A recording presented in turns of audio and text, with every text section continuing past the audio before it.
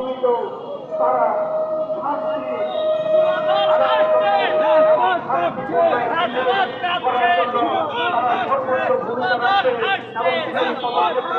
তারা পুণ্যপুণ করবে না।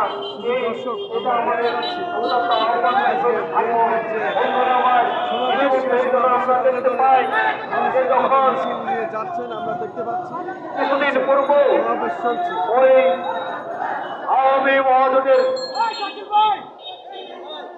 সরকারের সাথে যারা ছিল এবং যারা এদেশে গণতন্ত্র হরণ করেছে, এদেশে ভুল করেছে শান্তি বিনষ্ট করেছে, সেই সব লোকেরা এবং কিছু কতিপয় লোক এদেশে ধর্মীয় দাঙ্গা লাগানোর জন্য যারা সর্বদাই চেষ্টা করে থাকে, সেই সমস্ত লোক, সেই সমস্ত এজেন্টের লোক যখন দেখি এই সব বর্তমান উপদেষ্টাদের পাশে বসে বর্তমান সরকারের বিভিন্ন মিটিং, বিভিন্ন কমিটিতে অবস্থান করে তারা আলাপচারিতায় মুগ্ধ থাকে, চার টেবিলে বসে তারা যখন হাসি উল্লাস করে, তখন মানুষের মধ্যে নানাবিধ প্রশ্ন থাকে।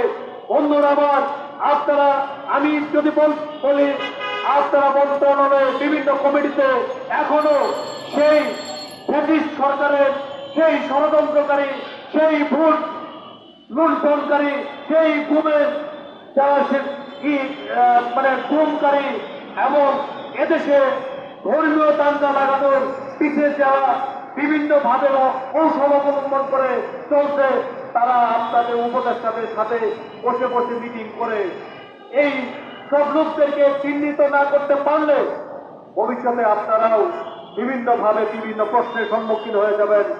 আপনাদেরকে জাতি প্রশ্নের ঊর্ধ্বে রাখতে চায়।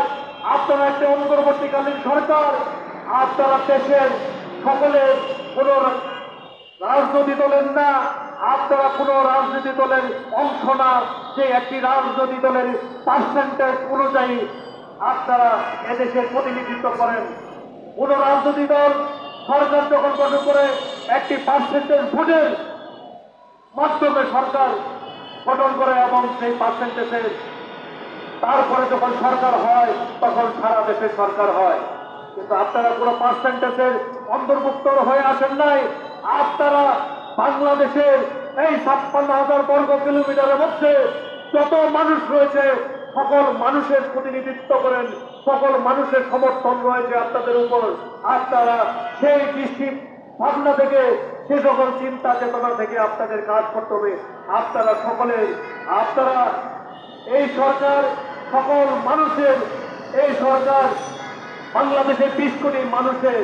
আমি আরেকটি কথা বলতে চাই, আমার পরে আমার সবচেয়ে বড় ভাই অত্যন্ত বিশ্লেষণপূর্ণ এবং অত্যন্ত গুরুত্বপূর্ণ কিছু বক্তব্য রাখবেন।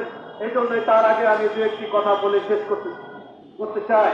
আমি আরেকটা কথা বলতে চাই, যেহেতু পিসকিপিং মিশনের, শান্তিরক্ষী মিশনের আজকের এই শান্তি সমাবেশ, আমি বলতে চাই আমাদের বাংলাদেশে একটি অশান্তকর পরিবেশ সৃষ্টির জন্য তৎকালীন সরকার, শেখ হাসিনা সরকার, আওয়ামী লীগ সরকার, ওই রোহিঙ্গাদেরকে তিনি ব্যক্তি স্বার্থের জন্য, তিনি মানবতার নোবেল পুরস্কার পাওয়ার জন্য এদেশে রোহিঙ্গাদের প্রত্যাবর্তনের সুযোগ করে দিয়েছে। আজকে রোহিঙ্গা আমাদের জন্য বিশাল একটি বিষয় হয়ে দাঁড়িয়েছে। আজকে রোহিঙ্গা ইস্যুতে আমাদের সার্বভৌমত্বের হুমকির মুখে দাঁড়িয়েছে। সেখানে সন্ত্রাসী কর্মকাণ্ডের জন্য আমাদের হুমকির মুখে দাঁড়িয়েছে। আজকে রোহিঙ্গাকে ইস্যু করে দেশি বিদেশি ষড়যন্ত্র চলছে, ওই পশ্চিমাদের আনাগোনা চলছে, ওই ইন্ডিয়াদের বিভিন্ন রাজনৈতিক কর্মকাণ্ড এদেশকে নিয়ে ষড়যন্ত্র চলছে। আমাদের মাতৃভূমিকে নিয়ে, আমাদের ভূখণ্ড নিয়ে ইন্ডিয়ারা ওই ভারতীয় আগ্রাসনের ব্যবস্থা কায়েম করার জন্য ষড়যন্ত্র করছে। বন্ধুরা আমার, মায়ানমারও একই ষড়যন্ত্রে লিপ্ত। আজকে রোহিঙ্গাদের নিয়ে আমরা আন্তর্জাতিক রাজনীতিতে একটি ষড়যন্ত্রের শিকার হচ্ছে, যে ষড়যন্ত্রের আমাদের স্বাধীনতা এবং সার্বভৌমত্বের প্রশ্নের হুমকি হয়েছে। তাই আমি একটি প্রস্তাব রাখতে চাই, ওই রোহিঙ্গাদেরকে রোম্যান্স এরিয়ায় ভিতরে রেখে বাংলাদেশের শান্তি রক্ষা মিশনের যেসব সেনা, নৌ, বিমান এবং পুলিশ বাহিনী রয়েছে সেখানে পর্যাপ্ত পরিমাণে শান্তি জাতিসংঘের অধীনে বাংলাদেশের সেনা, নৌ, বিমান এবং পুলিশ বাহিনীকে মোতায়েন করে তাদের জাতিসংঘের শান্তি রক্ষা মিশনের সকল সুযোগ সুবিধা দিয়ে তাদের নিরাপত্তা এবং দেওয়া হোক এবং তাদের স্বাস্থ্য সেবা থেকে শুরু করে যাদের তাদের কর্মকাণ্ডে সহযোগিতা করার আহ্বান যাচ্ছে, যেন তারা কোনো প্রকার কোনো ষড়যন্ত্রে লিপ্ত না হতে পারে, তারা এদেশের ভূখণ্ডের জন্য এবং শান্তি নষ্ট করতে পারে এবং সার্বভৌমত্ব হুমকি হতে পারে এবং দুর্নীতি এবং মাদকের সাথে সম্পৃক্ত হতে না পারে সেদিকে সে কর্মকাণ্ড করবে, সেদিকে লক্ষ্য রাখবে, এসব থেকে তাদেরকে ধরে রাখবে।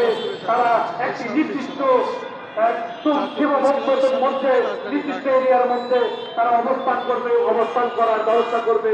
সেই আহ্বান রাখছি তারা যেন